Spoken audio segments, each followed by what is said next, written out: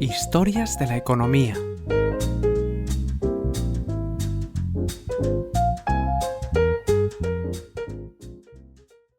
Episodio 259. El capitán de Köpenick. Cómo un fraude al Estado convirtió a un estafador en héroe.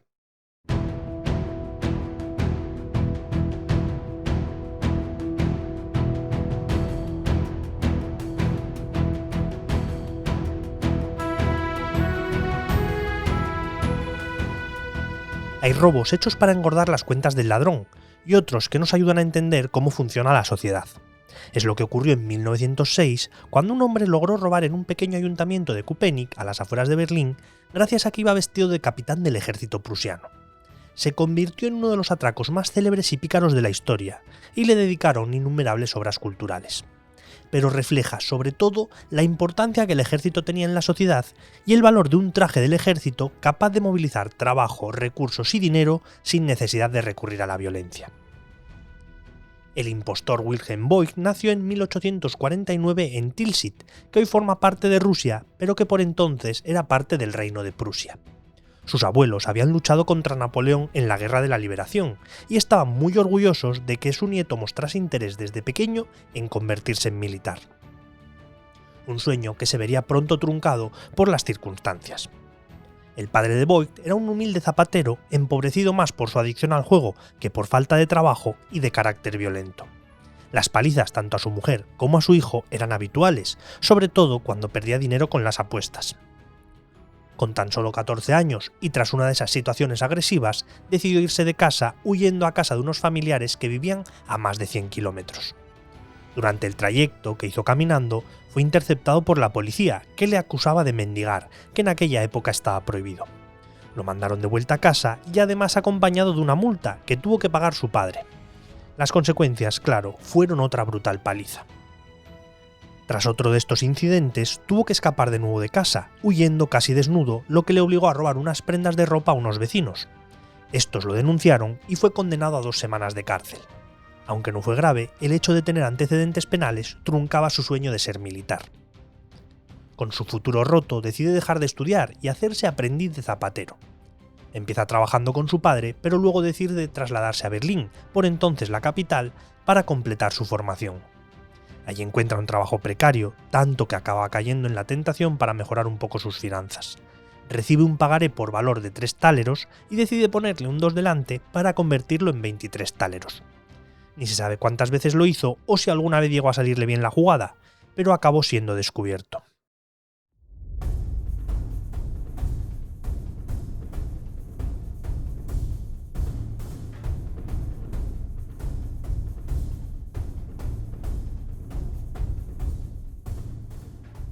Ni su juventud, ni las circunstancias, ni lo insignificante del monto robado ablandaron al juez, que al considerar los antecedentes le condenó a 10 años de cárcel más una multa de 1.500 táleros, que al no poder afrontar, le convierte en una pena de 12 años de prisión. Las condiciones penitenciarias eran terribles, con castigos severos, mala alimentación, trabajos forzados, incomunicación. Pero pese a todo, Voigt mostró paciencia y buena voluntad y en 1877 acabó quedando libre. Inicia entonces un periplo por múltiples ciudades en busca de oportunidades laborales. Un tipo al que conoció en la cárcel, un tal Kallenberg, le ofrece algún negocio turbio, pero Voigt lo rechaza pues quiere mantenerse dentro de la legalidad en su nueva vida. El problema es que la suerte no le sonríe, así que sin perspectivas de encontrar trabajo y muerto de hambre, contacta con su amigo delictivo y acepta su plan: robar la caja de los tribunales de justicia de Wągrowiec, una ciudad de Poznań. Son descubiertos de inmediato, y Voigt confiesa todo el plan pensando que serviría de atenuante y que la pena sería menor, teniendo en cuenta que además no hizo daño a nadie. Sin embargo, de nuevo sus antecedentes pesaron más, y recibió una condena de 15 años de cárcel. Corría el año 1906 cuando salió de prisión, tras cumplir esta nueva y quizá desproporcionada condena. Ya era un hombre envejecido, y llevaba más de la mitad de su vida entre rejas, pero aún mantenía su intención de hacer las cosas bien y seguir el camino legal. Arruinado, se va a vivir con su hermana y su cuñado a las afueras de Berlín, de forma temporal. Y gracias a la intervención del párroco de la prisión, consigue un trabajo como zapatero en una fábrica de calzado en Wismar. un empleo honrado donde le tratan como uno más a pesar de su pasado. Pero cuando solo habían pasado 3 meses de su nueva vida, sus antecedentes vuelven a golpearlo. Un control preventivo de la policía prusiana, en principio solo para evitar que los expresidiarios reincidieran, acaba convirtiéndose en una práctica represiva. Lo citan en comisaría y tras un interrogatorio lo califican de persona peligrosa para la moralidad y la seguridad pública. Queda automáticamente censurado para trabajar en Prusia. El problema es que tampoco le conceden un pasaporte, así que se queda atrapado en un limbo en el que no puede trabajar en el país, pero tampoco abandonarlo. Intenta censarse en 30 ciudades, pero en ninguna lo aceptaban, hasta que acaba inscribiéndose como residente en Hamburgo, aunque en realidad se quedó en Berlín clandestinamente. Y así llegamos al mes de octubre de ese mismo 1906, con un Voigt viviendo en condiciones miserables y vagando por las calles sin encontrar trabajo.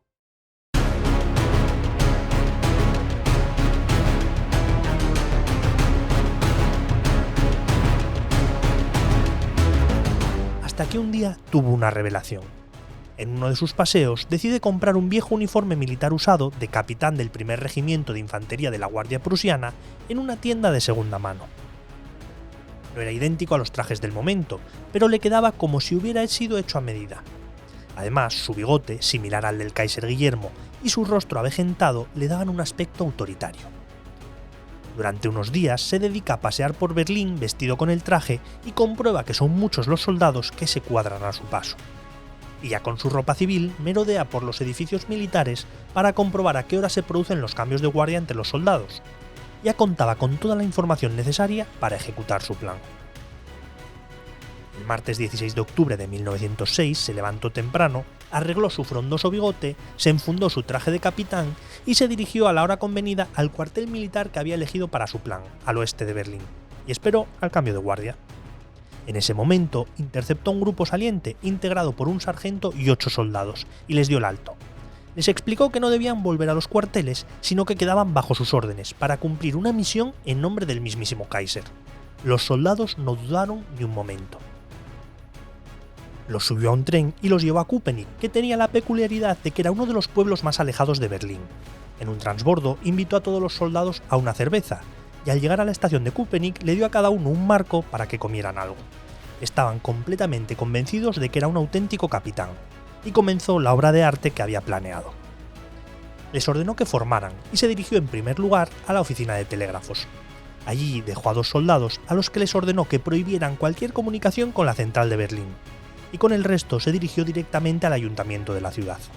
Ocuparon el edificio gubernamental, ordenó a todos los trabajadores que se quedaran en sus sitios, prohibió el movimiento por los pasillos y ordenó arrestar al alcalde y al tesorero en nombre del Kaiser, obligándolos a permanecer en sus despachos. Cuando el alcalde preguntó de qué se le acusaba, el falso capitán les explicó que lo sabrían cuando llegasen al cuartel de la Guardia Imperial en Berlín. Además, le anunció al tesorero que la caja municipal quedaba confiscada y le ordenó meter el dinero en una bolsa que después precintaron. Y firmó un comprobante con el dinero que había, 3.557,35 marcos, lo que equivaldría a unos 30.000 euros actuales. En un gesto que pretendía ser gracioso, firmó el papel como von Malzahn, que era como se llamaba el director de la última prisión en la que había estado. Con la intervención finalizada y los vecinos ya pendientes de qué estaba pasando, concluyó su función enviando al alcalde, al tesorero y al secretario del ayuntamiento a Berlín, donde les explicarían los cargos que pesaban sobre ellos. Les mandó con tan solo 2 soldados, pero con su palabra de honor de que no intentarían fugarse. Al resto de militares les ordenó que custodiaran media hora más el consistorio. Y él se fue a la estación de tren con el dinero. Los testigos, posteriormente, cuentan que lo vieron por última vez tomándose una cerveza en un bar, tras lo que abandonó Köpenick sin dejar rastro. Se sabe que llegó a Berlín y que en la primera sastrería que vio se compró un traje que se puso allí mismo. El uniforme de capitán aparecería después en el baño de un restaurante.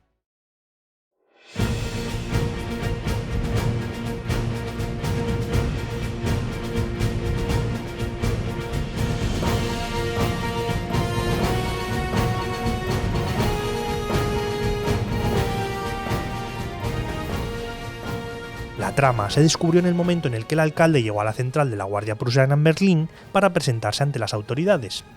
Allí nadie sabía nada de una orden de detención, ni mucho menos de la incautación de los fondos municipales. y nadie sabía nada de ese capitán del que les hablaban. Se dieron cuenta de que todo había sido un engaño. La humillación fue tan grande que automáticamente lo pusieron en busca y captura, ofreciendo una gran recompensa para quien lo atrapase o para quien diese pistas sobre su identidad o paradero. Toda la prensa se hizo eco de lo sucedido. Sin embargo, contrariamente a lo que se podía esperar, la sociedad recibió a Boyd con simpatía y tildaron de genialidad cómo había logrado burlarse de la administración y del ejército. La guardia prusiana había sido ridiculizada, y todo sin violencia. La aventura, sin embargo, no se alargó mucho. Tan solo 10 días después fue atrapado gracias a la información aportada por Kallenberg, aquel compañero de celda que años antes le había convencido para dar un golpe y que provocó la detención de Boyd. La recompensa fue demasiada tentación y decidió traicionar a su antiguo amigo. Tan pronto como fue arrestado, el pueblo que le había cogido cariño exigió su puesta en libertad. La justicia no escuchó las reclamaciones y le condenó a 4 años de cárcel. Pero la presión era tan intensa que tan solo 2 años después el Kaiser decidió indultarlo, tras cumplir la mitad de la pena. De hecho, la leyenda cuenta que al propio Guillermo II el personaje le hacía mucha gracia, refiriéndose a él como un pícaro afable y respetuoso.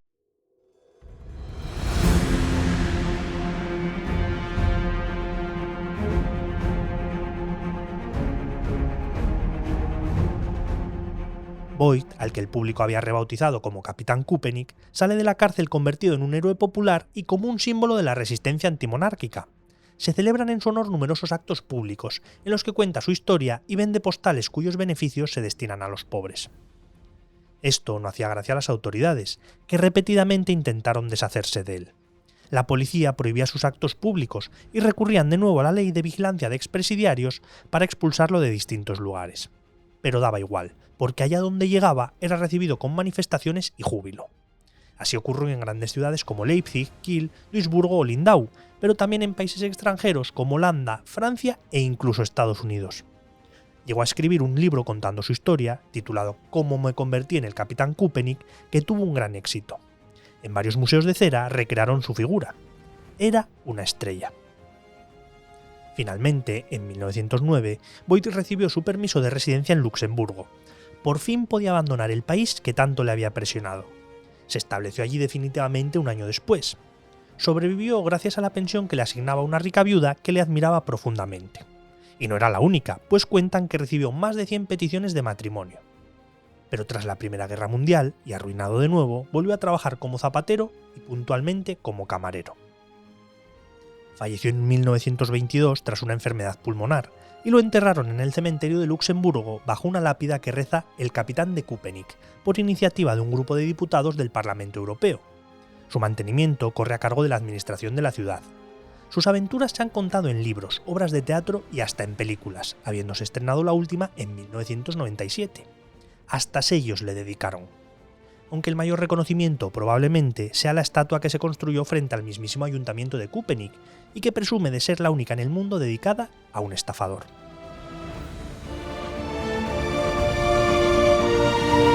La edición sonora y la selección musical de este capítulo son de Remo Vicario, mientras que el texto y la locución son míos y soy Javier Calvo.